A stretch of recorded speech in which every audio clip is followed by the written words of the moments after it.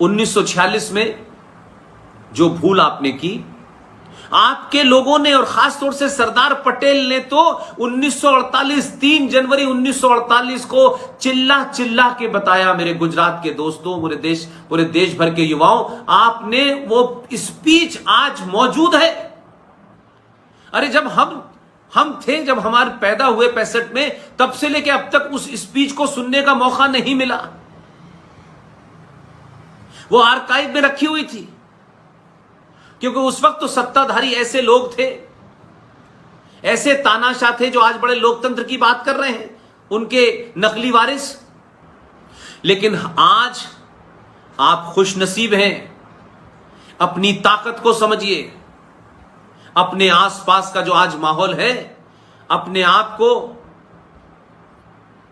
महसूस कीजिए कि आज आप कितने सुरक्षित हैं। आज आपको अपनी बात कहने से कोई नहीं रोक सकता है। आज आपके पास बात कहने के लिए अगर अखबार जगह नहीं देता है, टेलीविजन आपको नहीं बुलाता है, तब भी मेरे और आपके बीच में आज संवाद हो रहा है। हजारों लोग सुन रहे हैं, युवा सुन रहे हैं। इसके बाद ये कहां कहां जाएगा वो भी सुनेंगे, लेकिन संपर्क है, आमने सामने हम लोग बात कर पा रहे हैं। मैं जो चीजों को सही समझता हूं, जिनके पास तर्क है, लॉजिक है, संवैधानिक चीजें हैं, उनको मैं आपके सामने रखता हूं। तो आप मेरी बात सुन पा रहे हैं कि नहीं सुन पा रहे हैं? इसीलिए जब आप कोई बात कहेंगे तो मैं सुन पाऊंगा।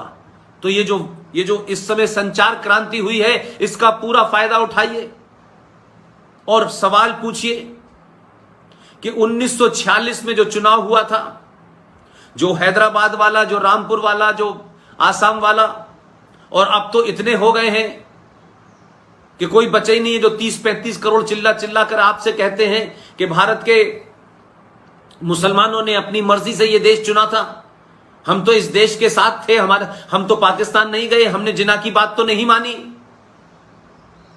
उनको आईना दिखाइए, उनको उनके मुंह पे पुती हुई कालिक दिखाइए, और वो कालिक आपको अपने हाथ से पोतने की जरूरत नहीं है। जो मैं आपको तथ्य दे रहा हूं, अगर आपको मेरे दिए हुए तथ्यों पे भी अगर कोई शक है तो आप जाएं, किताबें पढ़ें, गूगल पे जाएं, 1946 के इलेक्शन के रिजल्ट को देखें और फिर उसका विश्लेषण करें। और जो मक्कार आपको कहते हैं कि हम 1946 में हमने भारत को चुना, अब हम यहां से नहीं जाएंगे, हम उनको भेज भी नहीं रहे हैं, तुम बेहया हो, तुम झूठे हो और गद्दार हो, और तुम्हारे पूर्वज बहुत बड़े गद्दार थे। मैं बताता हूं, मैं किन तथ्यों पे कह रहा हूं। 1946 में चुनाव हुआ तो उस समय कांग्रेस और मुस्लिम लीग के बीच में चुनाव हुआ। ये 1946 का चुनाव है, याद रखिएगा डेट। और उस वक्त भारत की जो केंद्रीय असेंबली थी, जिसे आज आप लोकसभा कहते हैं, उसकी 102 सीटें थी, जिसमें 30 सीटें मुसलमानों के लिए रिजर्व थी। और इसी तरीके से भारत में जो राज्य असेंबली थी, उसमें अलग अलग था, हर एक की अलग अलग गिनती थी। उन सारी राज्य की असेंबलीज की सीट को अगर हम मिला दें तो वो कुल मिलाकर के 1585 थी, यानी 1585 सीटें थी सारे देश के राज्यों की असेंबली की। उन 1585 में से 492 सीटें मुसलमानों के लिए रिजर्व थी। चुनाव हुआ, चुनाव में मुस्लिम लीग का नारा क्या था और कांग्रेस का नारा क्या था? कांग्रेस कह रही थी, ये वो कांग्रेस जिसने सब कुछ चुपचाप देश को बगैर बताए पाकिस्तान बनाने की मांग को स्वीकार कर चुकी थी। बीबीसी के अपने इंटरव्यू में जवाहरलाल नेहरू आज के जमाने में आज के युवा पीढ़ी के सामने एक्सपोज हो गए। चुपचाप कांग्रेस को बताए शिमला गए थे, अपनी कमजोरियों के चलते ब्लैकमेल हुए और वहां साइन भी कराए। 1946 में कांग्रेस क्या झूठ बोल रही थी? कांग्रेस कहती थी हमें चाहिए अखंड भारत, और मुस्लिम लीग ने चुनाव लड़ा और उसका चुनाव का मुद्दा था और स्लोगन था लड़ लड़ के लेंगे पाकिस्तान, मर मर के लेंगे पाकिस्तान। पाकिस्तान के हक में जो वोट देगा वो हमारा, जो पाकिस्तान के हक में वोट नहीं देगा वो गद्दार, मुसलमान। ये नारा था मुस्लिम लीग का।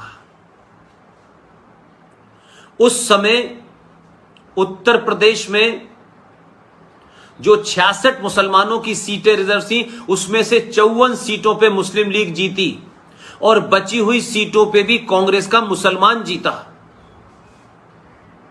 बॉम्बे, गुजरात मिलाकर के 30 सीटें थीं राज्य में, उसमें से 30 की 30 सीटें मुस्लिम लीग ने जीती, और उसमें वो भी सीट थी मुंबई और गुजरात जब ज्वाइंट था, उसमें वो भी सीट थी जिसे आप बायकुला के नाम से जानते हैं, वहां से मोहम्मद अली जिन्ना खड़ा हुआ था। मध्य प्रदेश में 14 में से 13 सीट मुस्लिम लीग ने जीती। महाराष्ट्र में, तमिलनाडु, केरला ये सब आते थे, 28 सीटें थी, 28 की 28 सीटें मुस्लिम लीग ने जीती। यूनाइटेड पंजाब, जिसका आधा हिस्सा, जिसकी लाहौर से लेके मुल्तान, ये पूरा का पूरा जो पंजाब कहलाता था, जो अब पाकिस्तान के पास चला गया है, जहां बॉर्डर पे लाहौर और अमृतसर के बीच में बॉर्डर बना हुआ है, उस पूरे यूनाइटेड पंजाब के अंदर 86 सीटें थी, उसमें से 74 सीटें मुस्लिम लीग ने जीती। आसाम में 34 में से 31 जीती, उड़ीसा में से 4 की 4 सीटें जीती। तो उस वक्त का जो मुसलमान था 1946 में, उसने 98% मुसलमानों ने मुस्लिम लीग के इस नारे को वोट दिया कि लड़ के लेंगे पाकिस्तान, मर मर के लेंगे पाकिस्तान। 98% मुसलमानों ने इस देश के